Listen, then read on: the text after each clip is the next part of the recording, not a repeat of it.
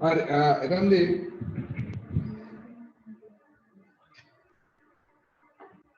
මේක එකපාර ගන්නත් පුළුවන් වේද නෑ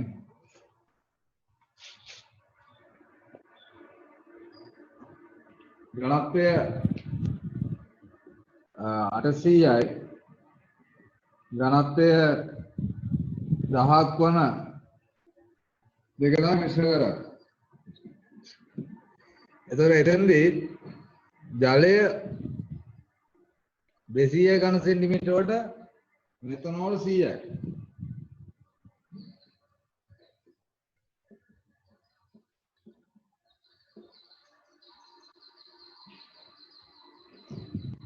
එතකොට අපිට පුළුවන් මේක සාපේක්ෂ මේකේ අලුත් ද්‍රාවණ ඝනත්වය ගන්න. මේකේ මුළු පරිමාව වෙනවා 200යි 100යි 300යි. ස්කන්ධය නම් ගන්න. ස්කන්ධ අතර ගන්න.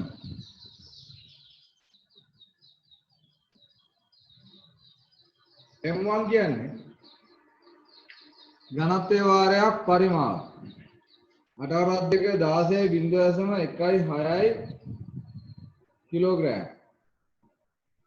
M2 කියන්නේ 0.1 කිලෝග්‍රෑම්.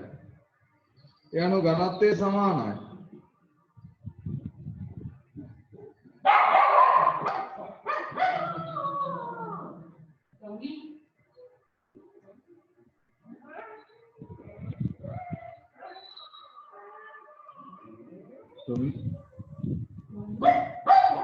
සර් ඔය පරිමා මාරු වෙන්න ඕනේ නැද්ද? ඔව් පරිමා මාරු වෙන්න ඕනේ. ඝනත්වය 1000 තියෙන්නේ මේ ඔව් හරි මේ පරිමා මාරු වෙන්න ඕන. එතකොට වැරදිනේ මම ආදේශ කරා.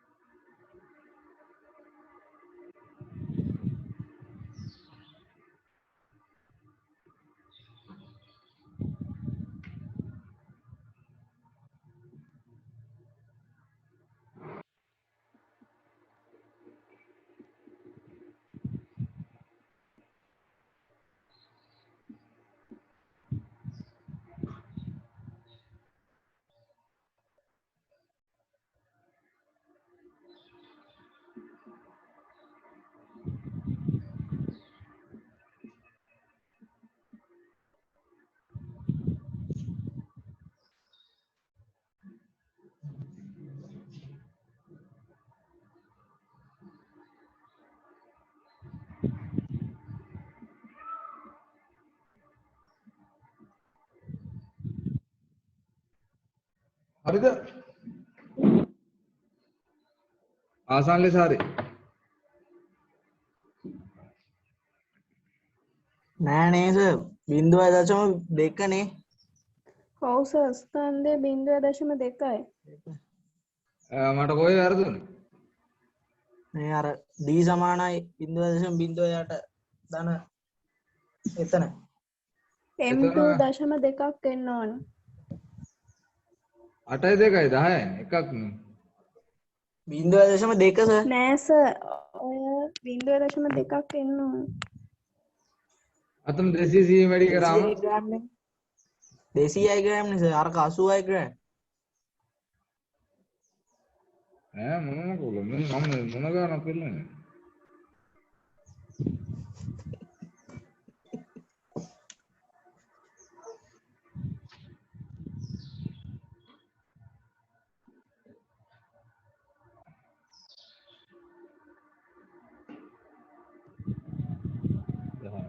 අතන වින්දක් තියෙනවා.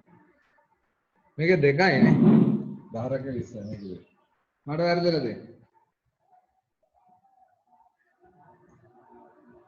දෙකයි සමටක් නේ.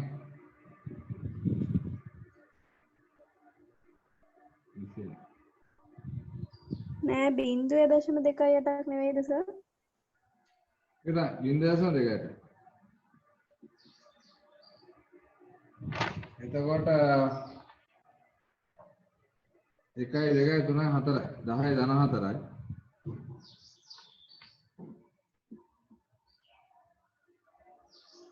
දැන් හරිද?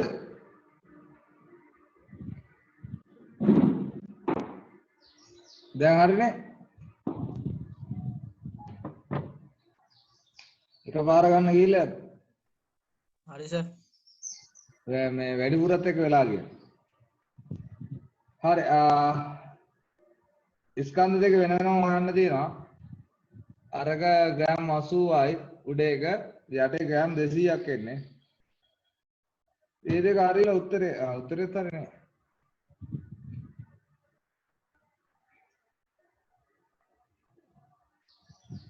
හරි එතකොට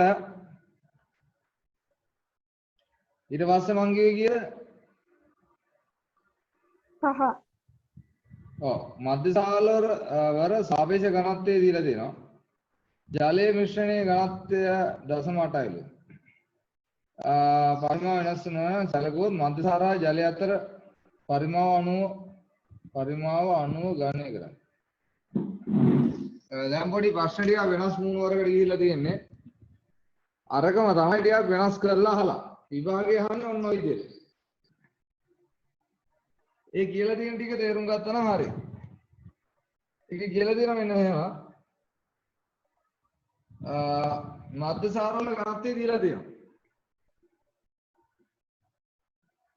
සාපේක්ෂ ඝනත්වය මම එකපාර දාන්නද? 750යිද කොහෙද මම හිතන්නේ දීලා තියෙන්නේ. මධ්‍යසාර වල ඝනත්වය 750යි. ජලයේ ඝනත්වය ඉතින් ඕන මොඩෙක් දන්නවනේ. සාපේක්ෂ ඝනත්වය 1යි. නැත්නම් 10යි. පරිමාතර අනුපාතය. ඒතර පරිමාව කියන එක තමයි දත්තයක් වෙනවා. පරිමාතර අනුපාතය හොයන්න තියෙන්නේ ඒක තියා ගන්නවා. ඒක අපි තියා ගන්නවා. ඒතකොට ස්කන්ධය M1 M2 සඳහා ප්‍රකාශන. ඕන්න එකපාර ලියන්න පුළුවන් 750 වාරයක් V1.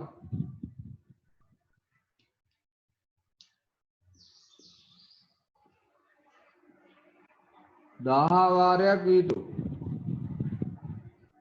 මෙන්න බලන්න මිශ්‍රණයේ සාපේක්ෂ ඝනත්වය දීලා තියෙනවා.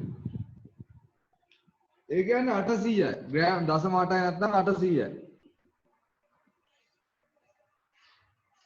ඊට අමතරව මේකේ පරිමාව අපි මේ වෙනකොට දාන්න V1 ධන V2 කියලා. ස්කන්ධය වෙන්නේ මේ දීලා තියෙන දත්ත අනුව. ඒ අනුව අපිට පුළුවන් මේ සම්බන්ධතා ටික ගොඩනගා ගන්න. තොර ඝනත්වය සමානයි මිශ්‍රණය.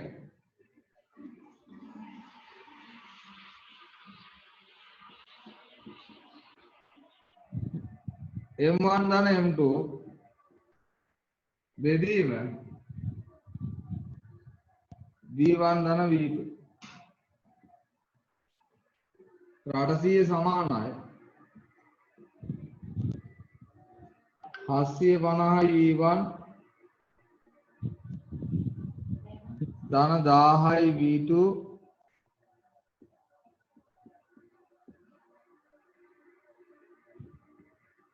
මේ පැත්තට වැඩි කිරීම විතර ගියේ. ඒතර 800 වැඩි කිරීම V1 දාන 800 වැඩි කිරීම V2. 800 V1 දාන 800 V2 සමානයි 750 V1 දාන 1000 V2. V2 එහා පැත්තට යනවා 1000න් 800ක් ගෙනිච්චාම 200යි V2. මෙයා මෙහෙට එනවා 800න් 750ක් ගියාට පස්සේ 50යි V1.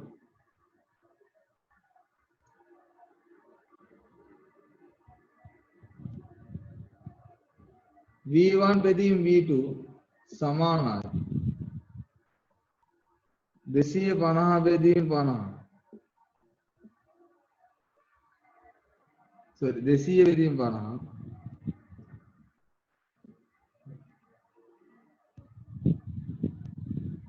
මේක තවත් තේරෙන්නේ කිව්වොත් එන ආල්ට පේනවා මෙන්න බලන්න V1 සමානයි 4යි V2 කියලා. ඒ කියන්නේ V2 වගේ 4 ගුණයක් V1. ඒ කියන්නේ මෙයාගේ පරිමාව V නම් ඒ වගේ 4 ගුණයක් තමයි මෙයා.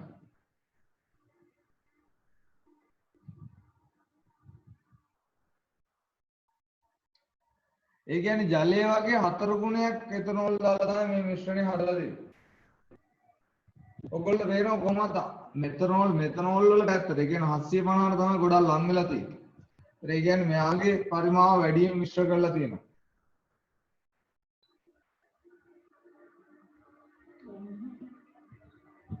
මේ ගැටලුවක් තියනවද?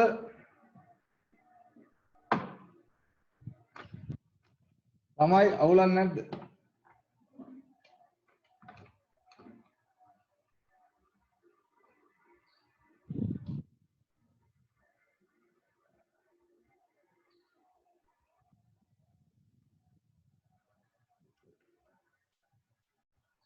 තනුයි මොකෝනේ? අවුලක් නැහැ සර්.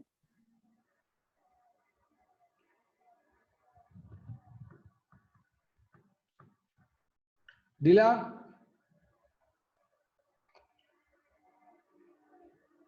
ගිහිල්ලා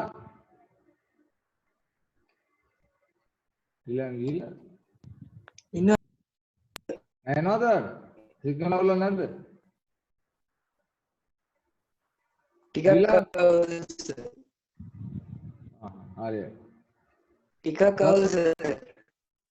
හරි. දවසොන් ඔව් සර්. ඔව් සර්. තේරුණාද? අවුලක් නැහැ නේ? ටිකක් අවුල් සර්. මොකද අවුල?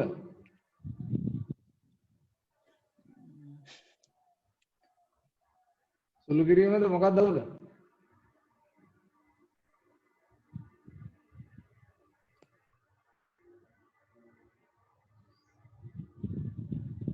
දසුන් මොකක්ද අවුල? සිග්නල් අවුල් කියලා දන්නේ කියලා.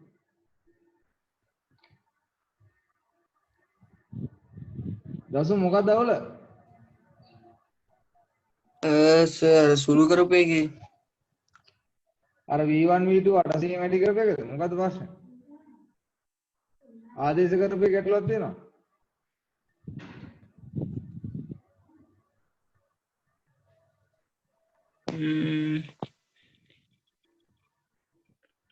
ඔය 800 එක ආපු විදිහට පොඩ්ඩක් 800 සමාන 800ද? දැන් ග්‍රාහණය ඝනත්වය 800 කියලා දීලා තියෙනවා දත්තයක් එක. ඔයාලා දැක්කද මිශ්‍රණයේ ඝනත්වය 800 කියලා ගාණ දීලා තියෙනවා. ඔව් මිශ්‍රණයේ ඝනත්වය 0.8යි කියලා. අන්න ඒක තමයි 800 කියලා ගත්තේ. 0.8 10න් වැඩි කරාම 800යි. ඒක තමයි 800 කියලා ගත්තේ. හරි සර්. හරි. අවුලක් තියෙනවද අහන්න. අනිතයන්ට මොනවා හරි අවුලක් තියෙනවද අහන්න.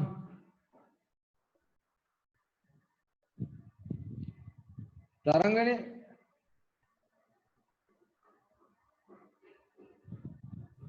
ඔව් සර්. ඔයගොල්ලන් නැහැ නෑ සර්. සංජනා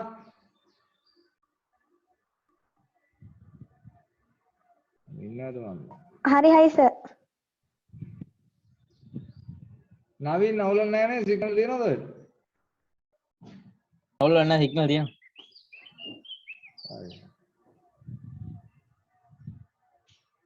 කාටවත් ගැටලුවක් නැහැ රැකගන්න කරාට නේ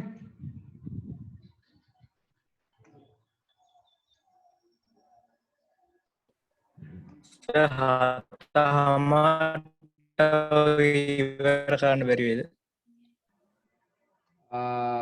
පුළුවන් හතාවට පුළුවන් දෙක පටන් ගත්ත 3 4 5 6 7 හතාවට පුළුවන් හා සර්.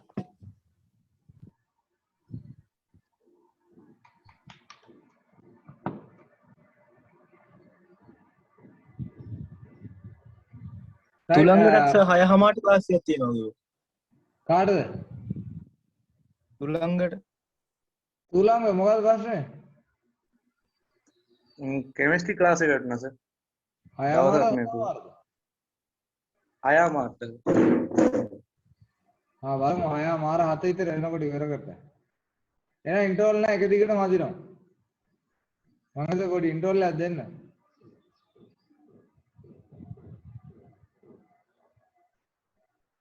රයිට් මට එනම් මේකම චුට්ටක් කතා කරලා කියන්නකෝ ඒ කට්ටිය ඉන්න වෙලාවේ සෙන්සුරාට අවශ්‍ය පුළුවන්ද බැරියන් ඉන්නවනේ හවස බෑ සර්. හවස බෑ. සෙන්සුරාද උදේ උදේ පුළුවන්. අනික කට්ටියට උදේ මට බෑ සර්. උදේ බෑ සර්. බෑ ගෑලු ඉරිදා උදේ බෑ සර්. ඉරිදා හවස ඉරිදා හවස පුළුවන්. පුළුවන්. බෑ කියන කට්ටිය විතරක් කියන්න ඉරිදා හවස බෑ ඉරිදා දෙකට පන්ති. සඳ හවස පුළුවන්. බෑ කියන කට්ටිය කියන්න බෑ සර් පන්ති.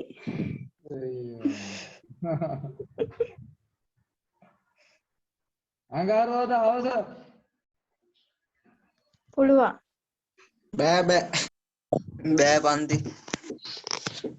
මුන් බොරුවට බෑ කියනවද බදාදා හවස බෑ සර්. බෑ සර්. මේ මගේ පන්ති දුන්නට කවන්නේ අනිත් ඒවා තියෙනවනේ කියන්නේ එහෙනම් අඟහරුවාද උදේ පුළුවන් සර්. සර් ජයන්ත සර්ගේ ජයන්ත අඟහරුවාද ජයන්ත ඔව් සර් හරි බදාද උදේ පුළුවන්. බෑ. පුළුවන්. බෑ සර් බෑ. මොකද ඉන්නේ බෑ කියපේ මොකද ප්‍රශ්නේ ක්ලාස් අයියෝ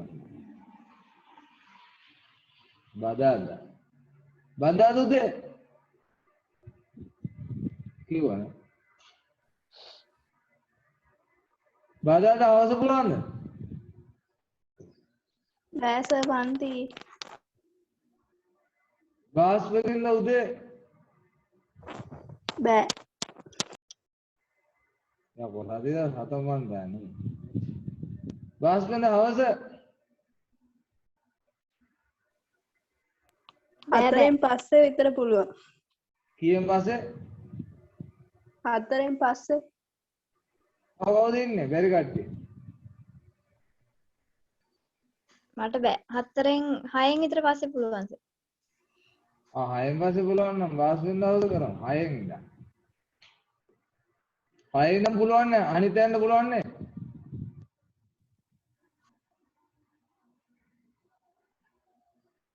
සඳ බයිද හයෙන් නම් බෑනේ හතරෙන් පස්සේ බාස්පතින්ද ගියෙන් පස්සේද පුළුවන්ද බාස්පතින්ද ගියෙන් පස්සේද පුළුවන්ද 6න් පස්සේ 6න් පස්සේ. එහෙනම් වාස් වෙනදා 6ට තියාගමු. වෙන දවසක් නැද්ද ඊට? ඔය බෑග් කියපු කට්ටිය අනිත් දවස්වල ගොඩක් අය වෙනවා. සඳ හවස බෑග් කියපු කට්ටිය ඉන්නකෝ. සඳුදා බෑස රෑ 7 වෙනකන් විතර දෙනවා. අඟහරුවාදා බෑ ගොඩක් අය වෙනකන් තියෙනවා. අඟහරුවාද පුළුවන්. ගොඩක් අය වෙනකන් තියෙනවා. අඟහරුවාදා කාටද ඔව් ක්ලාස්? සර්. ඔව් නේ. බදාදා රෑ කීයටද ක්ලාස් ඉවරයි? 7 විතර එනවා සර්. බස් වෙනදා රෑ කීයටද ඉවරයි? බස් වෙනදා තමයි හිටියේ නේ 6ට. සෙන්සුරාදා කීයටද ඉවරයි? මේ දෙකම එකනේ. right පන්ති තියෙනවා බ්‍රහස්පතින්දා 6ට. බ්‍රහස්පතින්දා හවස 6ට. පන්ති තියෙනවා බ්‍රහස්පතින්දා හවස 6ට. මතක තියාගන්න. බ්‍රහස්පතින්දා හවස 6ට. හා සර්.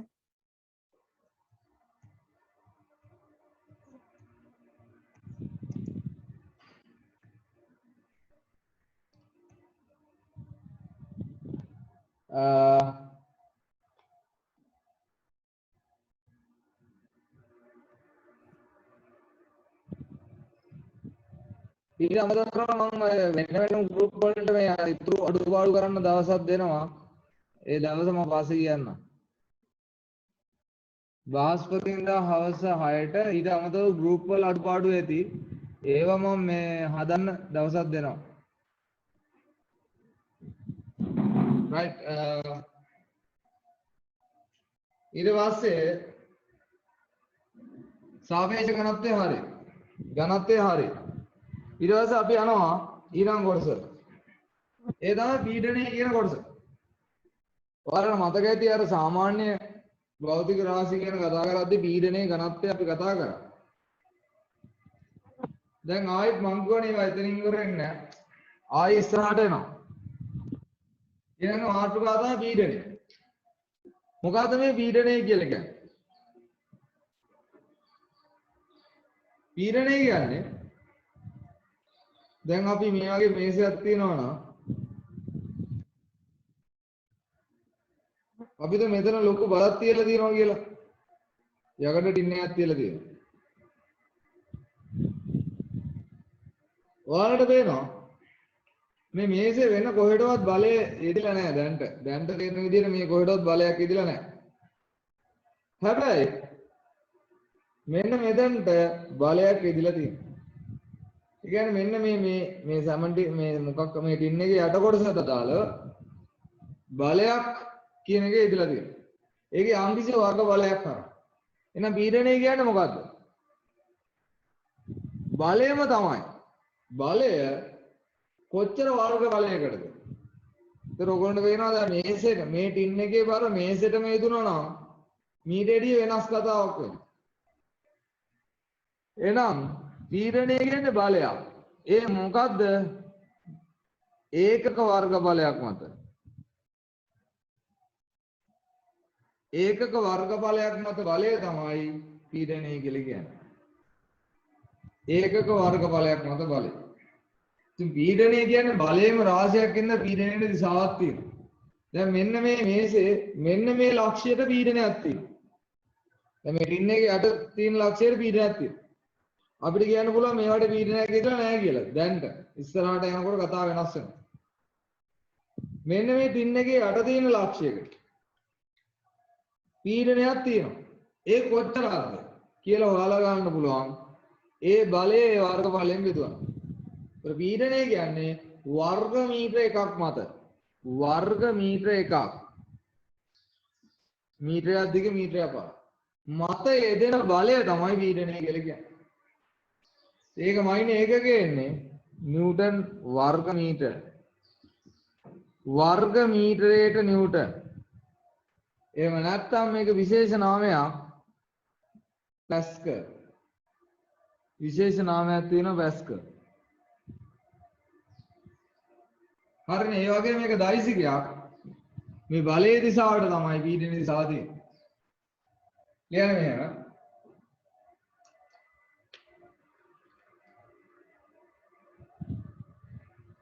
පීඩනයේ මාතෘකාව ඒකක වර්ග බලයක් මත ඒකක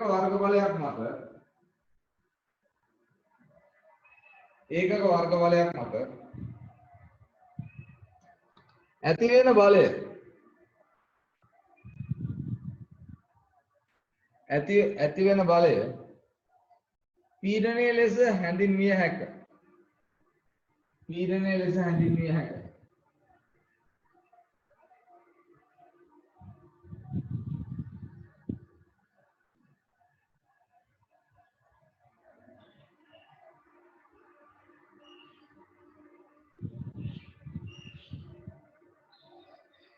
කැරලියන තරව දාලා පීඩනයේ දෛසිකයක් වන අතර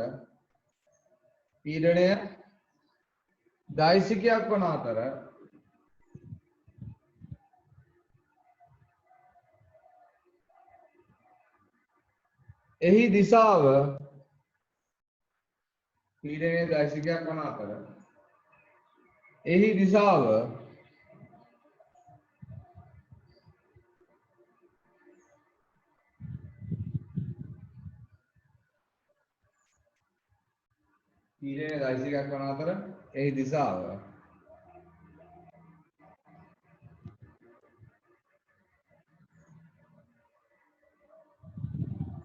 බලයේ දිශාවට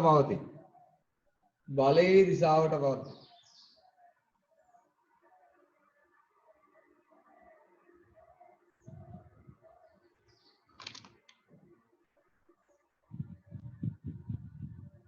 ඒ දිශාව බලයේ දිශාවට පවතී.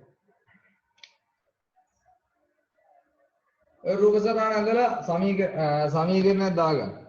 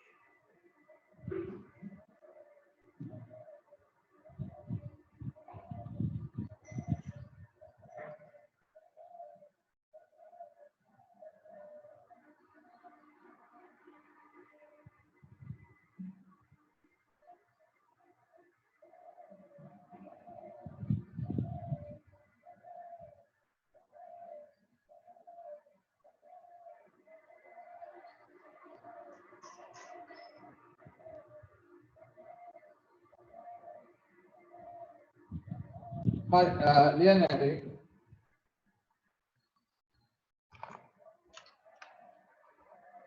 මේසයක් මත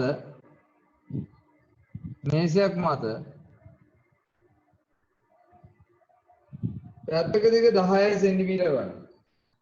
පැත්තක දිග 10 සෙන්ටිමීටර වන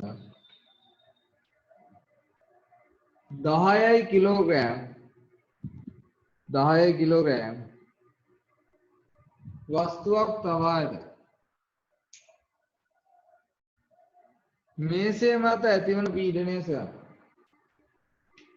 මේසය මත ඇතිවන පීඩනය සොයන්න.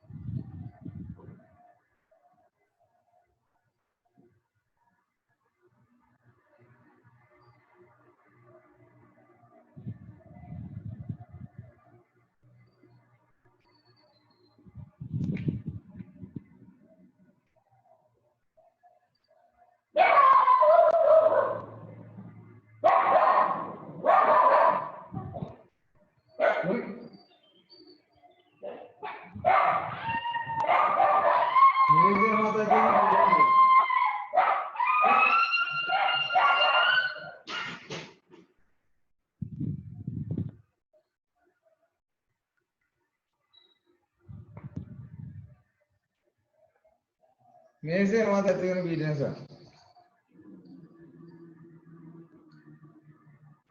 දැන් ඔයාලට පේනවා මෙන්න මේ කොටස විතරයි මේසය මත තියෙන්නේ. එතකොට මම හරස් කඩක් ඉදිරියට ඇඳුවත් මේසේ මෙන්න මේ කොටස මත විතරයි පීඩනයක් ඇති වෙන්නේ. මේසේ මත. එයානෝ පීඩනය හොයාගන්න පුළුවන්. බලය වැඩි බෙදීම වර්ග බලය. ඒතර කිලෝග්‍රෑම් 10යි කියන්නේ නිව්ටන් 100යි. එයා එදිලා තින්නේ මෙන්න මේ වර්ග බලය මත. 10 වැඩි කිරීම 10යි වර්ග මීටර වර්ග සෙන්ටිමීටර. ඒ කියන්නේ 10 ඍණයේ දෙකේව දෙකක්. 10 ඍණ 4යි.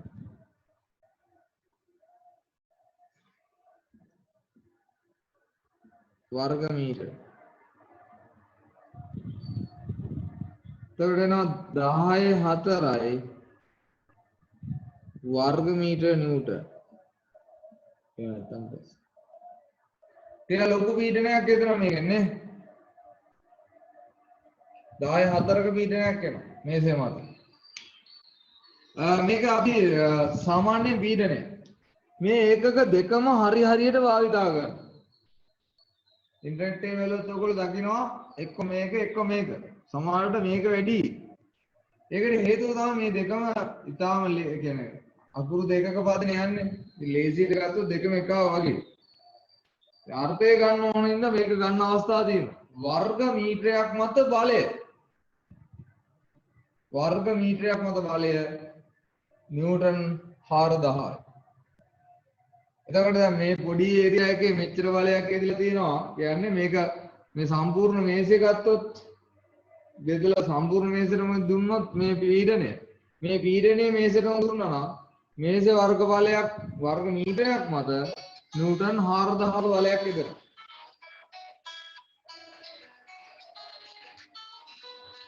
පීඩනය කියන එක තේරුම් ගන්න.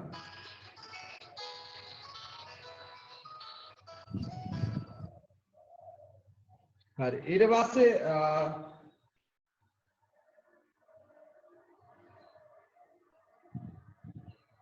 රූප සටහනත් එක්ක මොන ගන්න දාගන්න.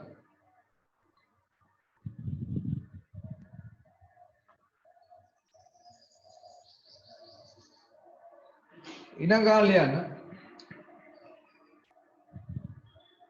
ඝනත්වය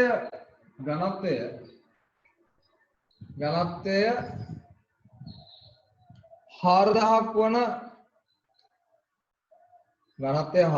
වන ලෝහයකින් ලෝහයකින් තනා ඇති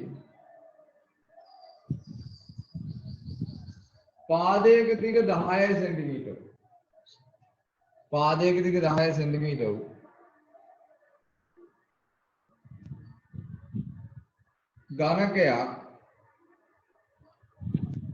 ඝනකයක් මේසයක් මත තබා ඇත.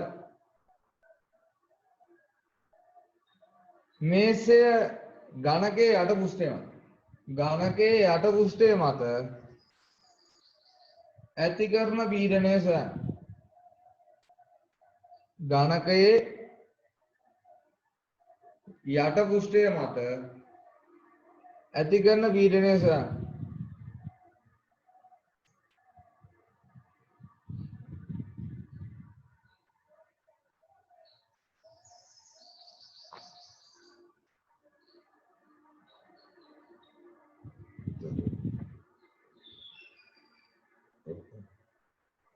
වර්ග බලය අනුමනම් මේවමයි තමයි ස්කන්ධය තමයි දැන් නැත්තේ. හැබැයි පරිමාවය ඝනත්වයේ තියෙන පොඩි ඇන්ට වගේ. ඝනත්වය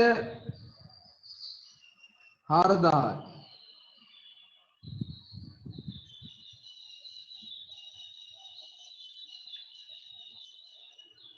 ඝනත්වය 4000යි.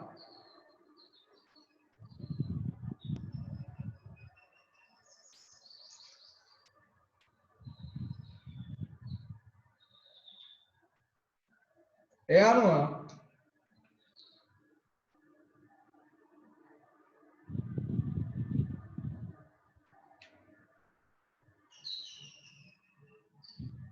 ස්කන්ධයනවා ඝනත්වයේ වාරයක් පරිමාව. මේ ඝන මීටර කරන්න මේකේ වැඩි කරන්නේ. මේ තියෙන්නේ පරිමාව. එතකොට මෙතන 3යි 3යි 6යි 6ට 6 කැපිලා යනවා.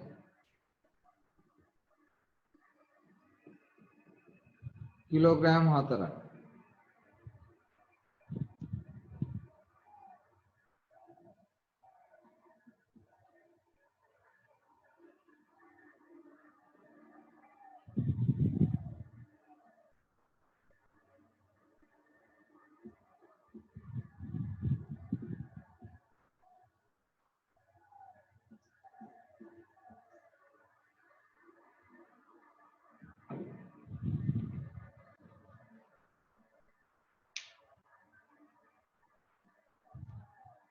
පැස්කල් 40ක්. ඒත් දැන් මම මේ දීපු ගාන ටිකක් ඔයාලට ප්‍රායෝගිකයි. හේතුව 4000ක් කියන්නේ ලොකු වස්තුවක්. ඒ වගේ කෙනෙක් තිබ්බා ලොකු පීඩනයක් ඇති වෙන්නේ නැහැ අර කලින් ගානේ වගේ. ඇත්තම தත්ත්වය. පොඩි පීඩනයක් 400ක් වගේ එකක් තමයි තියෙන්නේ. කලින්ට 14ක් විතර ඇති වුණාට. ඒකට හේතුව මං කිලෝග්‍රෑම් ලොකු ගාණක් දුන්නා 10ක්.